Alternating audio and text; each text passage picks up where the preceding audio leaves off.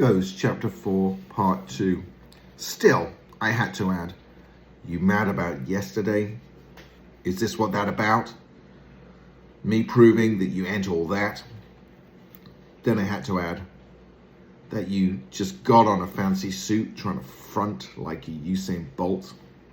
It felt good to throw that name out there, like I really knew what I was talking about, especially since I had to pretend like I didn't think Lou's gear was the sweetest I'd ever seen, especially the shoes. Oh man, those shoes, they were bright green and looked like they were specially made just for him. They had to have been helping him run. Ain't nobody trying to be Bolt. I made better than Bolt. Plus, at least I got on running shoes. You out here in your daddy's gear pretending to be something you're not. Oh no, I could feel the altercationness creeping up in my chest like a new kind of lightning. The black was turning red again, and I really wasn't trying to be a repeat offender of the bully beatdown. Not in the same day, but Lou was begging for it. What do you say about my daddy, I asked, my head cocked to one side, which is pretty much the universal symbol for watch yourself, homie. I'm just saying, if you can't afford running gear, at least wear pants that fit. And what are those shoes? Sykes? Reeboks? Chill, Mickey said flat. That's all he said, just chill. Aaron followed up. Yeah, take it out on the track, newbies. Luckily, Coach blew the whistle and called us all back to the starting line. I stood up, Lou stood up. We eyeballed each other for a second until Coach barked, hustle up. Aaron finally pushed me towards the track, and Lou had no clue how lucky he was. It was time to run back up the ladder, starting with the 100. My adrenaline was still pumping from what trash Lou was talking. I didn't even do nothing to this dude, and he just felt like he could snap on me, like I was some chump. Who is he? I thought. What gave him the right to just make fun of me for no reason, like he was perfect? He's the one God ain't coloring. He's the one who looked weird. Why didn't I at least get that on him? Stupid. But that's okay. Because when Coach blew the whistle, I kept up with Lou on the 100. Matter of fact, I might have even beat him. On the 200, I did okay. But it was on the 3 where the day got even worse. I was white, but there was nothing that was going to make me quit, not after all that trash talk. Plus, I could tell Lou was tired too. He was panting even harder than I was, and he didn't even have the pre-workout workout. Coach even had to tell him to stop bending over, which made me feel good to know I wasn't the only one who felt like I was dying. But when the whistle blew and we started running, what I didn't know was that one of my shoes had come untied. By the time I realized one lace was flapping around, we were halfway through the sprint, and I was still keeping up with Lou, and there was nothing that was going to stop me from beating him. So I pushed on. We rounded the bend, Lou leaning into it, which I honestly thought was kind of cool, and then we hit the straightaway. I had my elbows tucked and everything, but my shoestrings, they apparently hated me. I stepped on one, I guess. I mean, who really knows how anyone trips on shoestrings? They're just strings. How can you trip over a string? I don't know, but I did. And it was bad. Not only did I do the whole slow motion stumble, fall thing, but to make it even worse, yeah, and we're in the negative worse at this point, my shoes came off. Both off. Of course, you know that at the exact moment I slammed into the truck, everybody else who had all been working on their specialties just happened to be looking towards us. Oh, it was literally what everyone howled. Everyone, even Coach. I lay there on my stomach for a second before finally rolling over and sitting up. You okay, Coach said, jogging over. I looked behind me. Lou was just finishing the sprint and was now staring back down the straightaway. I looked at my hands and knees. They were black and white with track burn. Come on, Coach dragged me by the arm and helped me up. Walk it off. But walking it off had a whole new meaning for me this time. It meant walking in my dirty, soggy socks down the track to get my sneakers, which might have been more embarrassing than any joke anyone has ever cracked on me. And walking it off also meant actually walking it off, as in walking it off the track. Just hit this last one out, son, Coach said before turning back towards the other sprinters, all yucking it up, even Mickey, and especially Lou. That's enough laughing. On the line, Coach barked, lifting the whistle back to his lips. After practice, everyone gathered around the bench, grabbing their bags and headed off to meet their parents. I sat with my head in my lap, waiting for everyone to disappear or waiting for myself to. I'd rolled my jeans down, crinkled from knee to ankle, and I had put my wet shirt back on. Scoot over, dude, a girl voice said. I lifted my head and there was Paddy. She sat down next to me and started unlacing her shoes, which, by the way, were also pretty dope. I looked straight ahead, out at the track, those stupid white lines, teasing me like everybody else.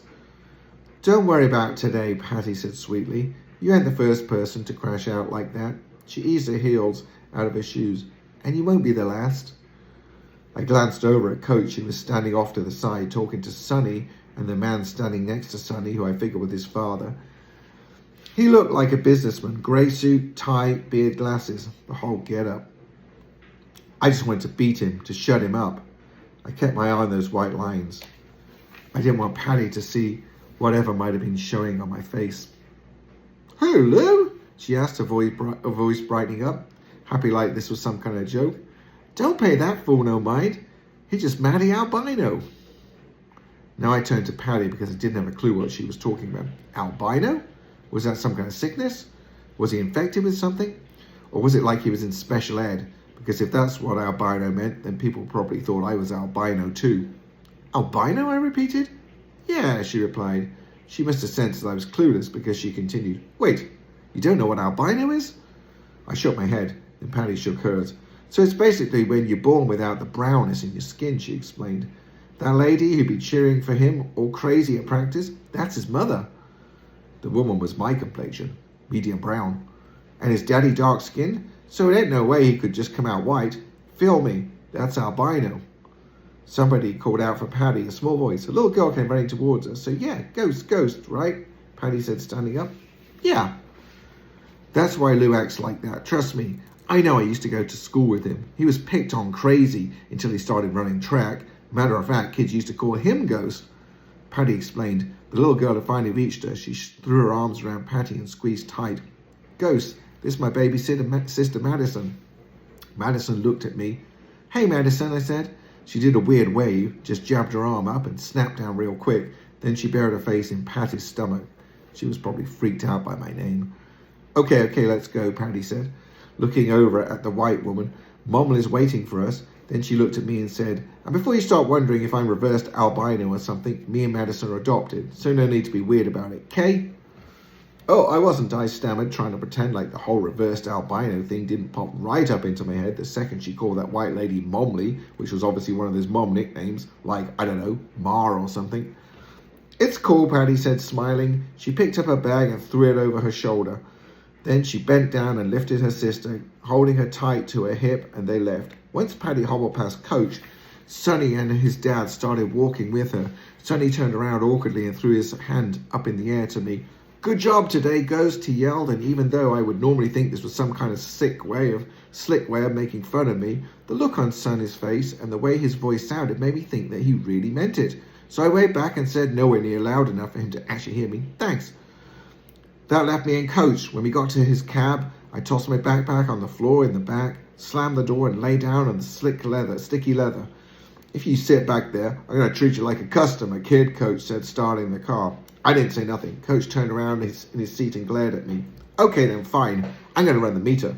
If you're going to make me drive you home in silence, I might as well get paid for it.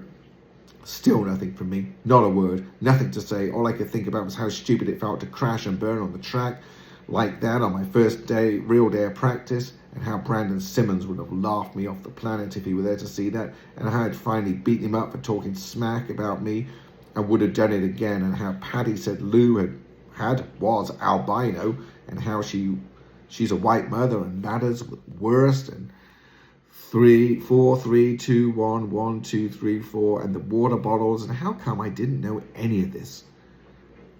And how come everybody's shoes were so good? Especially Lou's and Paddy's, and probably Usain Bolt's. I swear I almost broke my nose, kid. I mean, I just clipped the hurdle and drove face first into the ground. Despite his writing in silent comment, Coach was blathering on, probably telling me a story, but I wasn't listening. He continued, so I know what it's like to be embarrassed in front of your teammates. Trust me, nobody will ever remember.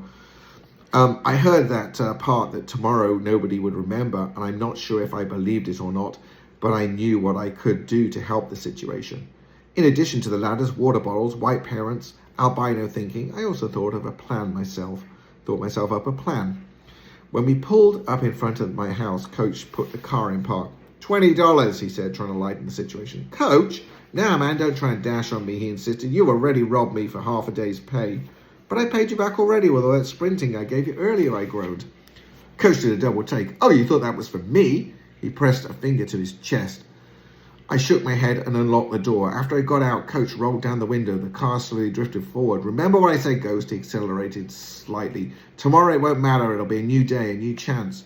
When I got inside my house, I didn't waste no time. I knew what I needed to do, and I knew what I had to do before my mother got home and made me eat dinner and watch some sappy flick with her while she procrastinated doing her homework. See, besides working in a hospital cafeteria, she was also taking online classes. There were also textbooks in that big purse, trying to get her nursing degree. She always says that she can't wait to one day trade that serving spoon for stethoscope and this house for a new one, not in Glass Manor. But she hated homework. I guess I get that from her.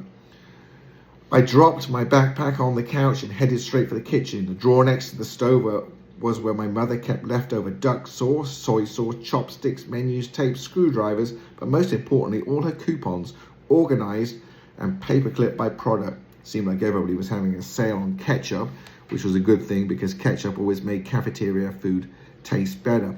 Way better, along with coupons and all the other stuff, were the scissors she used to cut those coupons. These weren't just regular scissors, though. Nope, these were hospital scissors. At least that's where my mum got them from, and they were big and shiny and heavy. Like if a doctor's going to cut off someone's arm or something, he could just use those bad boys and snip, snip, bye-bye arm, which was why I knew they'd be perfect for what I needed them for. I grabbed the scissors and sat down on the kitchen floor. Using one foot to press against the heel of the other, I pushed my sneakers off. I yanked the laces out of both so the floppy tongues fell forward like drawbridges coming down out of beat-up leather. No-name fortresses. Because here's the truth, I was still so angry about what happened on the track. Embarrassed. There was so much noise inside of me, so much of everybody's laughing. So starting with the left shoe, I took those big scissors and began cutting and cutting, performing my own kind of surgery. The blade soaring and slicing into the black leather, into the high parts of my high tops, were gone.